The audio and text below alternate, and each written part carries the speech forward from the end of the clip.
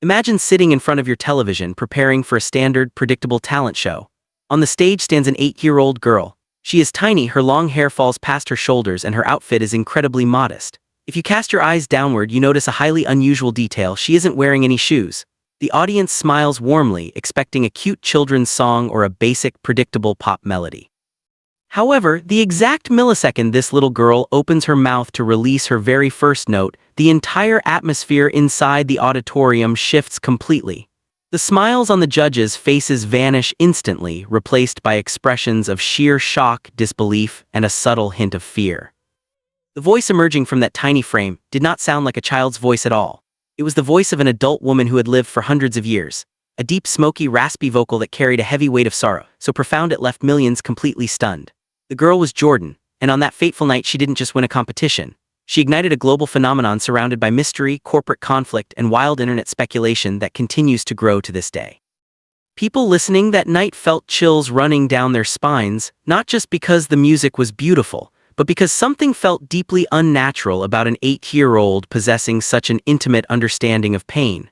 This paradox immediately sparked massive debates online regarding how a child could channel that level of agony. The awe and discomfort surrounding her performance when people realized the exact history of the track she had chosen to sing. Didn't pick a modern pop song trending on the radio. She chose a vintage classic titled Gloomy Sunday. For music historians, this title is anything but ordinary. The song has carried a deeply sinister reputation ever since it was composed in 1930s Hungary. Throughout the decades, it was infamously dubbed the Hungarian suicide song due to a dark wave of urban legends claiming that countless listeners chose to end their own lives after hearing its haunting melody. Major broadcasting networks, including the BBC, actually restricted and banned the song from the airwaves for a long time, fearing its psychological impact on the public. When an 8-year-old child delivered those exact lines of absolute despair with flawless, chilling emotion, public anxiety began to boil over. Accusations started flying from various critics who felt deeply unsettled. Some industry insiders publicly speculated that adults behind the scenes were exploiting the young girl, forcing her to study heavy adult traumas that her young mind shouldn't even comprehend. Moral questions flooded internet forums, debating whether it was ethical to allow a child to plunge into such darkness for television ratings. But the song wasn't a product of exploitation. It was a completely genuine outlet for her soul, a rare gift that refused to be censored by the fears of those around her. However, the mystery of her stage persona went much deeper than just her controversial song choices. Every single time stepped out under the blinding stage lights, whether performing for local audiences or millions of viewers worldwide, there was one strict rule she absolutely refused to break. She always performed completely barefoot. At first, many casual viewers assumed this was a clever marketing tactic. The modern music industry routinely invents specific gimmicks to make new artists memorable, and performing without shoes seemed like a perfect way to make stand out. Yet the real truth behind this decision was entirely emotional and deeply personal, a childhood vow she completely refused to compromise, even under intense pressure from glamorous Hollywood stylists. When was just 6 years old, she traveled with her family to an impoverished area in Asia.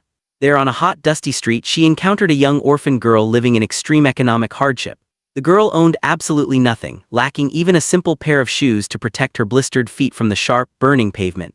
Despite being a small child herself, felt her heart shatter at the sight. Without a single moment of hesitation, she took off her own shoes and handed them to the young girl. From that day forward, made a solemn vow to herself. She swore she would never wear shoes on any musical stage in the world, serving as a silent act of solidarity and a reminder to the public that millions of children still live without basic human needs.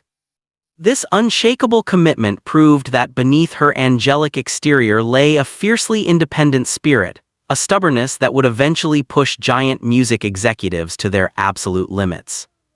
As the years rolled by, this extraordinary gift didn't fade away like most childhood prodigies. Instead, she matured into a teenager with an even more formidable and dangerous vocal capability. Her next massive trial came when she decided to fly to the United States to compete on America's Got Talent, the Champions. Standing on a much larger global platform, the stakes were incredibly high, and many skeptics openly doubted whether her childhood magic would translate into her teenage years. Answered those doubts by taking an immense artistic risk. She chose to sing Queen's Bohemian Rhapsody, a legendary masterpiece that is notoriously difficult to cover without sounding like a cheap imitation. The result shocked the world. completely dismantled the high-energy rock anthem, reshaping it into a quiet, mysterious, and breathless ballad that held the room captive. Her performance was so spellbinding that it drove notoriously harsh music mogul to smash his golden buzzer without hesitation. The video went viral globally, amassing tens of millions of views overnight. Hollywood instantly smelled a massive financial opportunity in. It didn't take long for a powerhouse record label like Republic Records to step in with a lucrative, high-dollar contract, promising to transform her into the world's next dominant pop megastar. But behind the glitz and glamour of that multi-million-dollar deal, a silent war was brewing.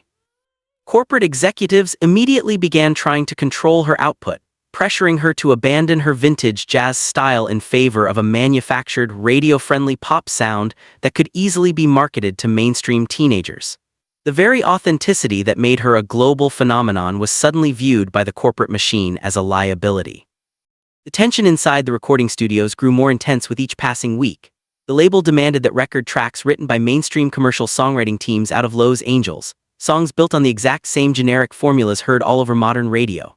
They wanted to polish her raw edges, dress her in high-end corporate fashion, and undoubtedly pressure her to put on shoes for a more commercialized visual aesthetic, but they completely underestimated her character. Was not a desperate teenager willing to erase her identity for a flash of artificial fame. To her, music was a sacred form of honesty that could never be traded for album sales or chart positions.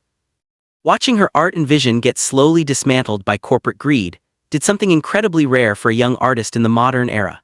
She made the terrifying decision to walk away, entirely severing her ties with Republic Records. She willingly surrendered the massive financial backing, global marketing playlists, and industry security of a major label just to reclaim her absolute creative freedom.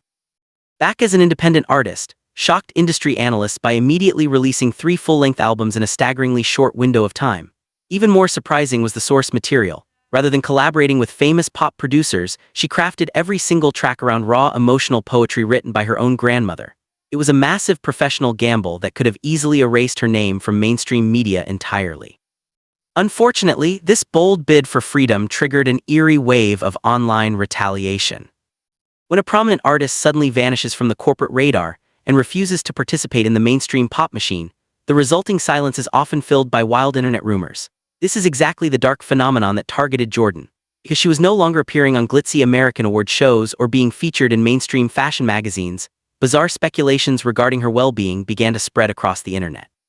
The situation rapidly deteriorated with the sudden rise of artificial intelligence, as malicious creators weaponized AI technology to generate clickbait and profit off digital hoaxes. Suddenly, social media platforms like TikTok and YouTube were completely flooded by hundreds of AI-generated videos pushing a very sinister narrative. These videos claimed that Jordan had suffered a catastrophic psychological breakdown due to industry pressure, forcing her into absolute isolation inside a secret medical facility. Other rumors falsely suggested that severe legal accusations had targeted her family, freezing her assets, and forcing her to retire from music altogether. Because she maintained a low profile while working on her independent art, millions of casual fans fell for these digital lies hook, line, and sinker. The tragic narrative that a brilliant young prodigy had burned out before her time became highly lucrative content, creating widespread panic among her dedicated fan base who believed she had truly broken under the weight of the world. However, the reality of what was happening in life was a complete contrast to the dark fiction being manufactured by online hoaxes. Jordan was not hiding, nor was her career in ruin. Instead, she was quietly and fiercely building her own musical empire entirely on her own terms. Without the help of expensive Hollywood public relations firms, was consistently booking and selling out intimate global venues across multiple continents. Tickets to her live performances routinely vanished within minutes, purchased by a fiercely loyal community of fans who knew exactly where to find her genuine art. She utilized her personal digital platforms to maintain a direct, unedited connection with millions of followers, completely bypassing industry middlemen who wanted a cut of her success. Through this independent route, proved an entirely new thesis for the modern music era, that in our current digital age, an artist with truly exceptional, undeniable talent no longer requires the permission or validation of a corporate boardroom in New York or Los Angeles to thrive. She proved that while internet algorithms can be temporarily hijacked by fake rumors, real, unadulterated musical genius will always carve its own path directly to the ears of listeners starving for something real. Her independent success serves as a profound defiance against an old system that treats young artists as disposable products. Jordan's journey up to this exact point stands as an extraordinary anomaly within a modern entertainment landscape that often feels incredibly plastic and superficial.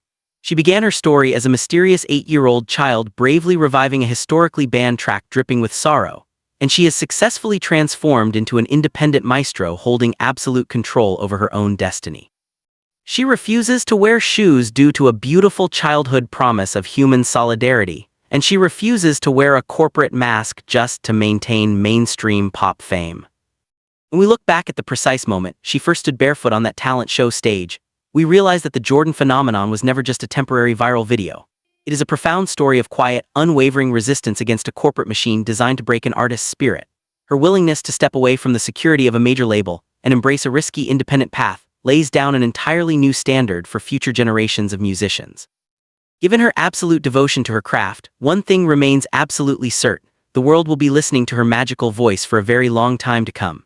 Now the real question is the modern music industry actually ready to face more fearless independent artists or will corporations always find new ways to try and control pure talent for financial gain? Let me know your thoughts in the comments below.